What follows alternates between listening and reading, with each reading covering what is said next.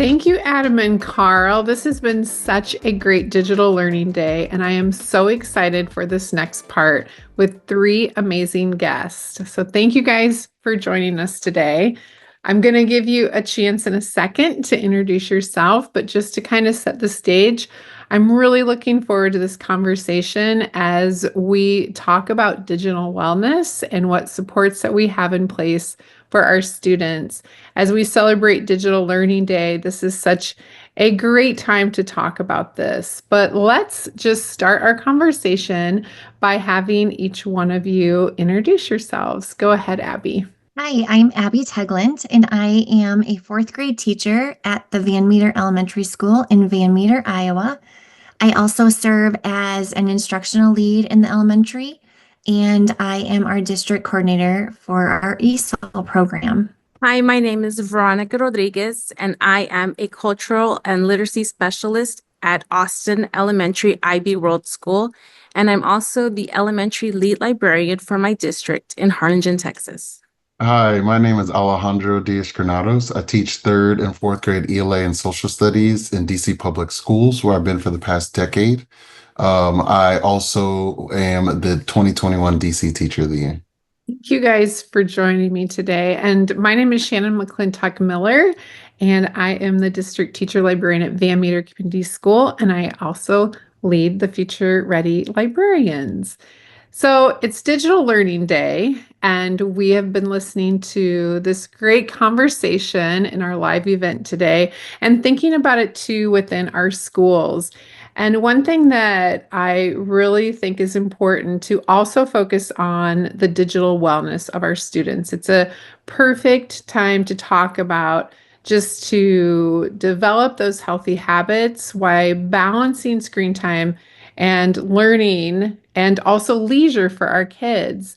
And so I would love to know from each of you just how you do that, how you talk to your kids, even your kids not only in your classroom, but throughout your community and the ones in your lives too.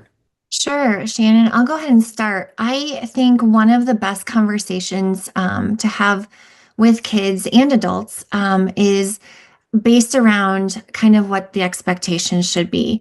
I think when you have really clear expectations, it helps you to create a balance.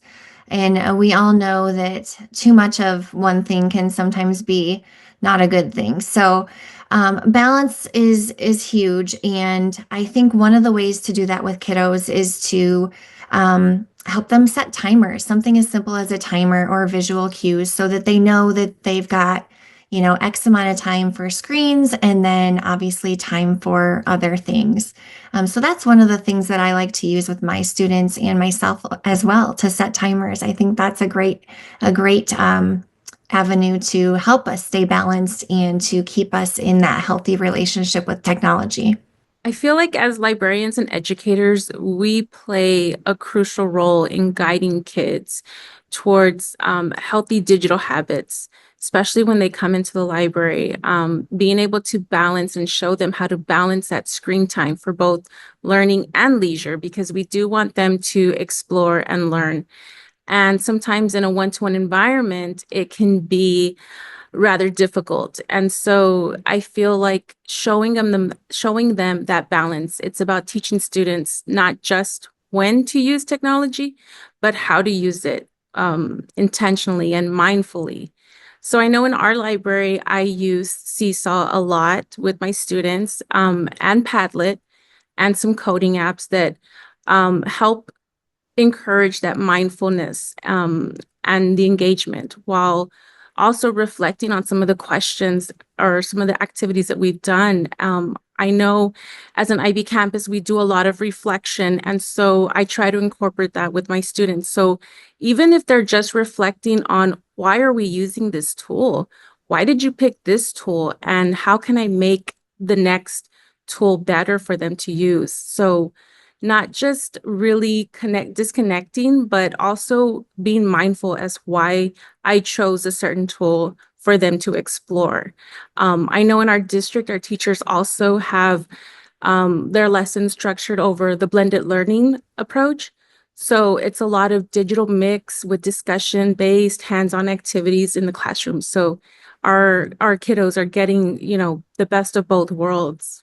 To kind of piggyback off of what Abby had mentioned, the timers is something we definitely use in our classroom.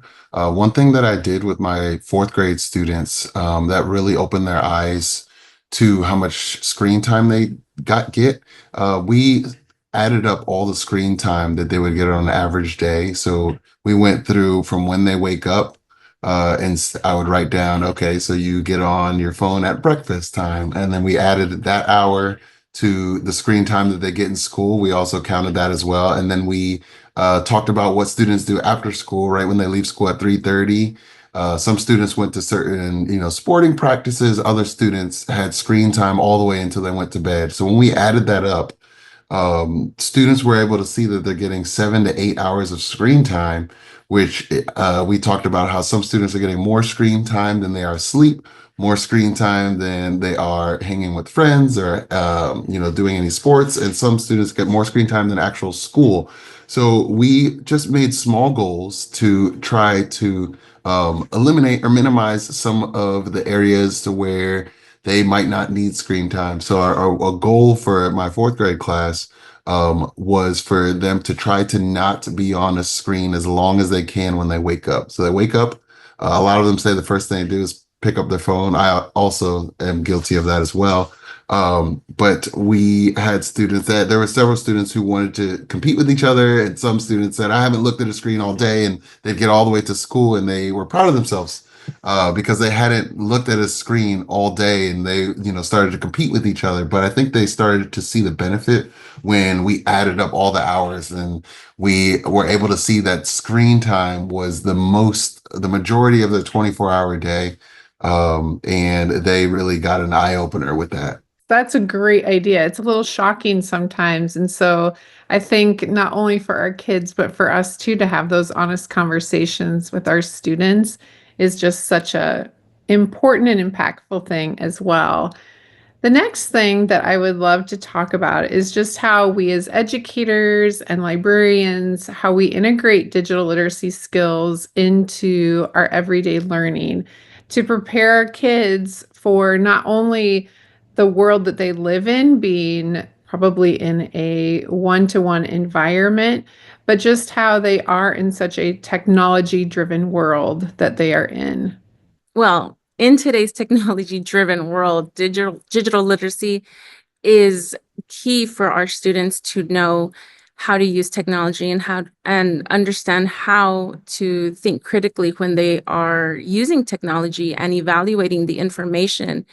I do a lot of research in our library with our students, so I focus on, making sure that they know how to evaluate the information when they are navigating through digital spaces. I think that's a huge key for our students to understand. We also use a whole bunch of digital citizenship lessons. One of our favorite ones that we love to turn to, of course, is Common Sense Education. They are a great resource for librarians and teachers. And parents as well. They have a whole platform that helps guide, digital citizenship with our students. We like to focus on digital etiquette and helping our students understand how to engage respectfully when online. I know our LMS is Seesaw, and it also helps develop our online portfolios so that we can showcase our students' work. We love to be able to foster their digital responsibility through reflection. Like I said before, we're an IB campus and we're really big on reflecting and having our students reflect. So I feel like that is a big part of a lot of our lessons is reflecting, and the students need to be able to reflect on what they are learning in their research and how they conduct their research. That's great. I love that. Thank you for sharing that. That's going to be something I bring back to my school site.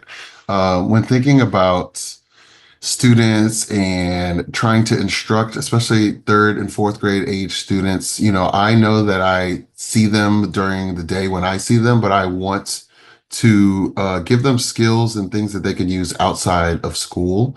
So one thing that I try to do with my students is to just, not completely shut off technology, but try to introduce them to different technology things that they can use that could be helpful to them. So a lot of students, when we started to really pinpoint what types of technology or screen time they were using, a lot of it was watching videos, streaming videos, also a lot of game time, whether it's game on the phone or game system that they were playing. And what I try to do is just teach them or give them different resources. For instance, for an example, I was showing students a video on YouTube on how they could learn a new language. And, my students were all saying, "Oh, we get on YouTube all the time. We get on YouTube all the time." I said, "Well, have you tried looking up these different types of things and how you can actually benefit and learn from certain things?" So you would think that the students would know that YouTube is a vast, has a wide range of videos, but a lot of them were just watching the videos that are, cartoons or things that are that they give them entertainment and not much as a resource for learning. So I also show them how to look up certain books if they want the book to be read aloud to them. So teaching them different strategies instead of trying to be against technology, knowing that technology is going to be a part of their life, but just teaching them different skills that maybe when they get home, instead of just, watching their favorite show on their phone for 3 hours, maybe they're actually learning something and getting something back to themselves through that technology time. Yeah, great answers, both of you. I feel like I can connect with two concepts that both of you shared already, and that kind of relates back to that responsibility factor and just encouraging them to kind of know their audience, right, when they're using technology, and also thinking about what is the etiquette that's needed. And as technology continues to change and new things are developed, I think we're constantly having to have those conversations and thinking about the platform and the purpose. And one way that I incorporate these conversations in teaching kids about how to be responsible, when it comes to if it's a response that they're responding to on a platform that other people can see, or if it's just email etiquette. We do a lot of that through our morning meeting process time. And it's great conversations. And again, they can take that learning to beyond the walls of the classroom. And so I think it relates back to teaching them how to be responsible in that platform. And again, back to the purpose. What is it? Is the audience your parents? Is the audience, other kids in the room? And being able to know when things are appropriate and when they're not. And I think also one of my favorite things is to give kids choice and voice in what they're using their technology for. I think that is just, creates spark and excitement. And then they're more apt to do the right thing too, if it's something that they've been able to choose to do. So choice and voice in their work as well. Oh, I love that, Abby. And I think that all these things are just so important too, that they not only are using at school, but what they bring back, to their family and their homes and their everyday life. And so I'm sure as people are listening today, they're also thinking about all these great ideas that you're sharing, but wondering too about maybe resources or tools that you all find really helpful in supporting digital wellness with your students. So can you share what you do within your classrooms and library? So one tool that we use, it's an app in the App Store called the Harmony Game Room. The Harmony Game Room is aligned with Harmony social and emotional learning curriculum. It allows students to get to know some of their classmates through some of the games. One of my favorite games is the relaxation station. I use it on myself as well.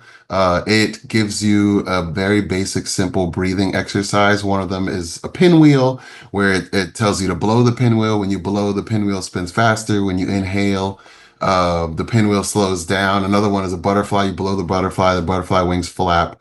But it's a 1 to 2 minute quick station that we use in our classroom that students love to use. Some students have said they downloaded it on their parents' phones as well. It can be on phones or tablets as well. But the relaxation station is just a game changer for our classroom. There's also other games within the Harmony game system, but one of my favorites is that relaxation station, just to allow kids to just have that space to do some breathing exercises. And it's a little bit different than telling a student, hey, go to the hallway and try your breathing exercises, which sometimes can sound more of like a punishment. But saying, hey, you want to go hang out in the relaxation station? And usually they're really excited to go to relaxation station. They go, they breathe in, they breathe out, they do their station, and they come back to class and they just feel rejuvenated. I'm going to try that. Yes, do it. One of the resources that I would love to share is the Achievery. And it is it's got a plethora of resources, but it is geared K through 12, so you can search by your grade level. And then it's also, the drop down allows you to choose your content area. And one of the bigger components to that is also related to digital citizenship. And the nice thing about the Achievery is you can download, there's already pre-made for you teacher lesson plans. The videos are interactive and fun, and the kids enjoy them.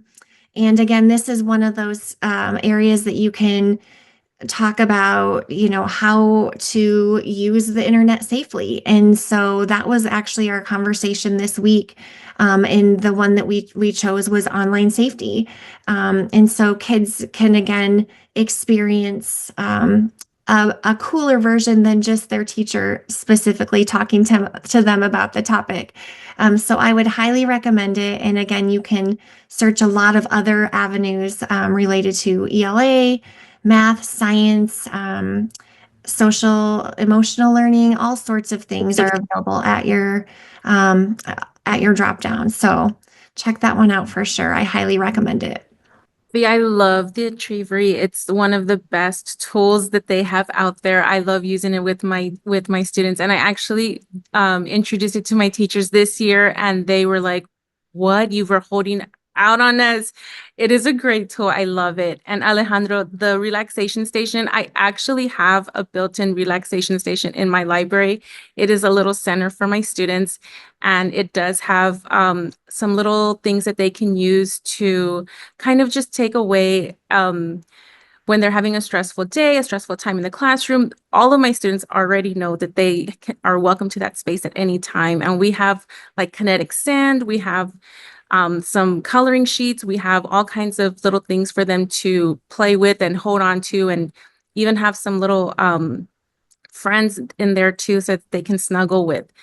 And we all know that digital wellness isn't about just limiting screen time, right? It's about teaching students how to use their technology to help them. And so I mentioned before, we use Common Sense Media in our libraries, but we also use Discover Education. And both of these are great tools that provide interactive lessons and videos that help guide like digital citizenship, online privacy, and cyberbullying prevention. And those are a few that I like to use in the library when guiding my students. One that I love to use, though, with my littles is Go Noodle. They have blown up with this great mindfulness section that is amazing. If you have littles, or I used to teach fourth grade, and I would do it with the fourth graders too. Go Noodle is just amazing. The kids love it. They're fun characters, and it does integrate movement and mindfulness. A lot of great brain breaks that we have when we use Go Noodle. So those were my share outs for some resources. Thank you guys. So many things. And I know people are going to love this, and we'll make sure to be sharing them with all of you too, so you know how to get to Harmony, the Achievery, to Go Noodle, all of the things. So thank you three for being part of this today. And I hope that you're having so much fun celebrating Digital Learning Day in your schools too. Now back to you, friends.